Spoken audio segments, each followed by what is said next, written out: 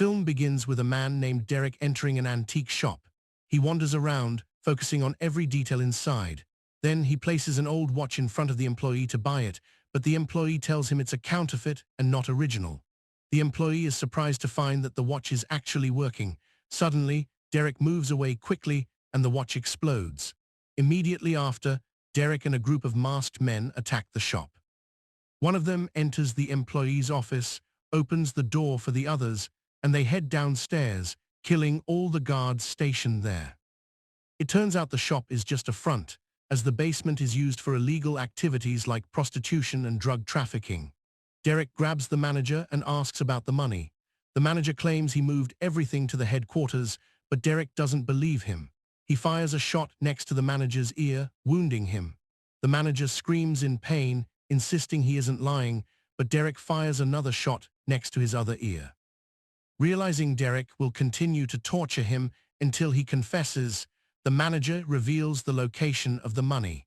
He leads them to a locker room, where he opens a secret door hidden behind a wardrobe. Derek and his men enter and find the place filled with cash. The manager tells Derek they don't realize who they are stealing from, but Derek doesn't care and shoots him dead. They begin gathering all the money, and as they leave, Derek tosses a hand grenade into the room and locks the door, killing everyone inside. Some time later, we see Derek and his colleagues in a different location. The gang leader, Rhodes, arrives and congratulates them on the success of the operation. He tells them he will send each person's share of the money as usual, and he demands that once everyone receives their share, they must disappear completely and never contact one another again. They agree, and the bags of money are loaded onto a plane. A gang member named Serena gives the last bag to Rhodes, who places a tracking device on it before telling her to put it on the plane. Rhodes then says goodbye to the pilot, who will transport the money to the agreed-upon location. However, as the pilot flies toward the rendezvous point, a severe storm strikes. The plane catches fire and crashes into the ice. 5 months later, we see a hunter named Harold living in a remote area in the middle of the ice. We notice that when Harold wakes up, he looks at a photo of his family before lighting a fire to warm himself and eat. After finishing, he takes his bow and arrows to go hunting. He walks through the ice until he stops at a specific spot. He sets up his fishing gear and starts ice fishing. While fishing, he notices something strange sticking out from under the ice. Upon closer inspection, he discovers it is a human hand. He breaks the surrounding ice, and the body of the pilot who crashed pulls out of the water. Harold looks nearby and finds one of the money bags. He pulls it out, opens it, and is shocked by the amount of cash inside. Looking beneath the ice, he sees the sunken plane. He takes the bag of money and returns to his cave. The next day, we see a police officer named Annie getting ready for work. When she arrives, she meets the police chief, Raleigh, who introduces her to 2 hunters planning to go to the lake. Annie refuses and tells them the lake is frozen, but the men insist on going.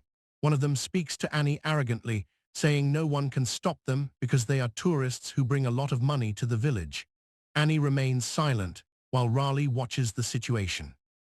He is surprised when Annie proceeds to clamp the tourist's car.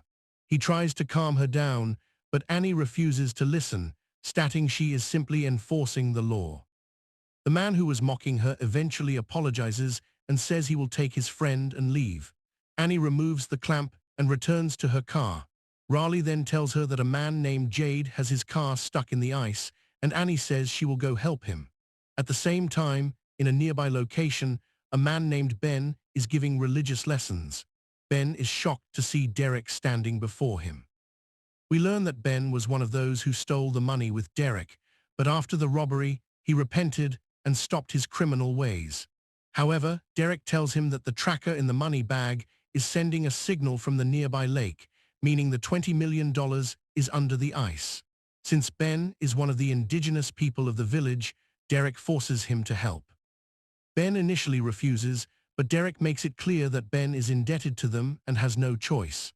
Ben reluctantly agrees to be their guide. He meets the other gang members, Serena and Alex, at the car and learns that their colleague Dax is waiting on the other side to secure the path. When they reach the lake, they discover the tracker is moving. Derek is surprised and suspects someone has taken the bag. He asks Ben if he told anyone, but Ben denies it, suggesting the movement could be due to water currents or that someone found the bag. Meanwhile, Annie reaches Jade and pulls a rope from her car to tow his vehicle. She sees Harold approaching and asks Jade if he knows him. Jade explains that Harold is a hunter who has lived in the village for a long time and has often been seen looking for his wife. Annie approaches Harold and asks for his hunting license. While searching his gear, she finds the bag of money. Harold denies it belongs to him, saying he found it under the ice. Annie arrests and searches him, but finds nothing else illegal. She calls Raleigh to report that she has apprehended a hunter with a bag full of cash. At the same time, Derek and his team arrive. Initially, Annie thinks they are hunters and tells them the lake is closed. Derek shows her the tracking signal on his phone and tells her she has something that belongs to them. Annie claims she doesn't understand, but Derek doesn't believe her. He points his gun at her and asks about Harold. Annie says he is an illegal hunter. Ben searches Annie's car and finds the money bag. Derek asks about the rest of the bags, but Annie says she knows nothing. As Derek prepares to shoot her, Harold attacks him and knocks him to the ground. Jade quickly intervenes and shoots Derek. Chaos ensues, Harold runs to hide, and the gang members engage in a shootout with Annie and Jade. Unfortunately, Serena manages to shoot and kill Jade. Annie jumps into her car to escape, but the car is still hitched to Jade's vehicle and won't move. Harold rushes to unhook it and jumps into the back as Annie drives off. Serena jumps onto the back of the car, struggling with Harold, and manages to grab the money bag. Harold pushes her off the car, causing her to fall, and the money bag sinks beneath the ice. Derek, who survived because he was wearing a bulletproof vest, wants to pursue them to find the rest of the money, but his car is broken. He orders Alex to fix it quickly. Annie asks Harold about the rest of the money, and he tells her it's inside the sunken plane. She asks if he is with the gang, but Harold denies it, explaining he lives in a cave. Annie doesn't believe him. Suddenly, their car engine fails. They get out, and Annie ties Harold's hand to hers with a rope. They must walk at a distance because the ice is thin and could break if they walk side by side. Derek's team reaches Annie's abandoned car. Derek spots them through binoculars and decides to pursue them on foot. However, their car sinks into the ice. Ben helps rescue Alex by throwing him his belt and pulling him to safety. Their colleague Dax arrives on a snowmobile, and Derek orders him to capture Annie and Harold. As the ice starts cracking beneath Annie and Harold, Harold tells her they must run to his cave. They reach the cave and realize Dax is following them. Harold takes his bow and gives Annie his last arrow. He sets up bear traps around the area. When Dax arrives, he steps into a trap. He tries to reach his weapon, but Harold shoots him in the leg with an arrow. They struggle, and Dax begins to choke Harold. Harold pulls the arrow from Dax's leg and stabs him with it. The ice breaks, and Harold falls into the water. Dax fires at him, but misses as Harold swims away. Harold resurfaces and stabs Dax in the leg again. As Dax threatens him for the location of the plane, Annie arrives and slams a bear trap onto Dax's head. Dax dies in agony. Annie and Harold flee, and she tells him she knows a secret place in the forest to hide. Derek and the others find Dax's body. Serena is devastated, but Derek promises revenge.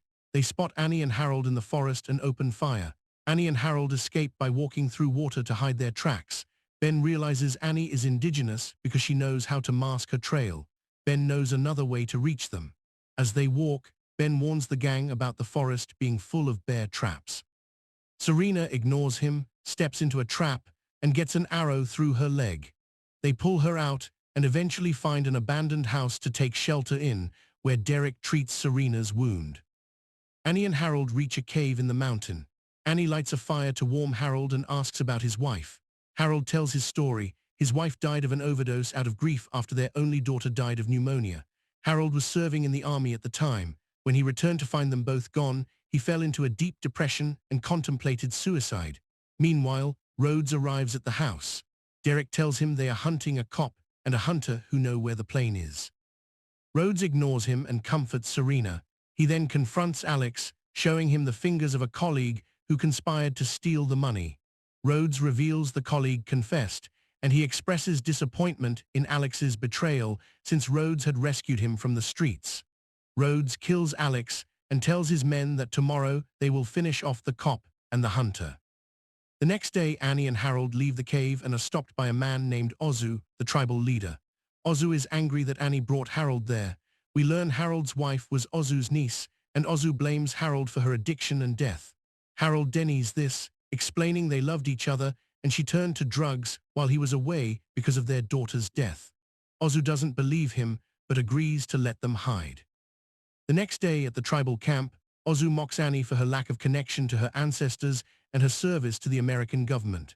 Annie defends herself, saying she protects her land and people. Ozu tells her to take food and leave. Harold tells Ozu about the money in the plane, saying the tribe could benefit from it. Ozu asks if he's trying to buy them, but Harold says he's just trying to do what's right. Raleigh arrives and tells Annie that backup is on the way. He asks about the plane. Annie is suspicious since she never mentioned a plane to him. She realizes Raleigh is working for the gang. Raleigh admits it, saying he wants a 5% cut. He offers to split it with her, but she refuses. He takes her gun at gunpoint and drives her and Harold away. They meet Rhodes. Ben warns Derek not to smoke because the ice is full of flammable methane gas. In the car, Harold tricks Raleigh by saying the tracker is in his bag. When Raleigh reaches in, his hand is caught in a bear trap. He screams in pain, loses control, and the car flips.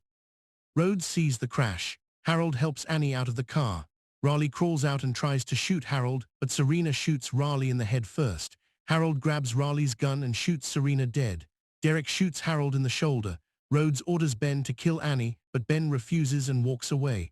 Rhodes shoots Ben in the back. Before dying, Ben throws a lighter toward the methane-filled area. A massive explosion erupts, and Rhodes is burned alive. Harold searches for Annie and finds Derek holding her in a boathouse. Derek fires a shot near Annie's ear to force Harold to reveal the plane's location. Annie frees herself, and Harold tackles Derek. After a brutal fight, Harold stabs Derek in the neck, killing him. Later, Annie tells Ozu that the police found the plane, but it only contained $4 million instead of $20 million. Since Harold told Ozu the location earlier, it's implied Harold took the rest. Annie points out that Harold has started building a large hospital for the tribe.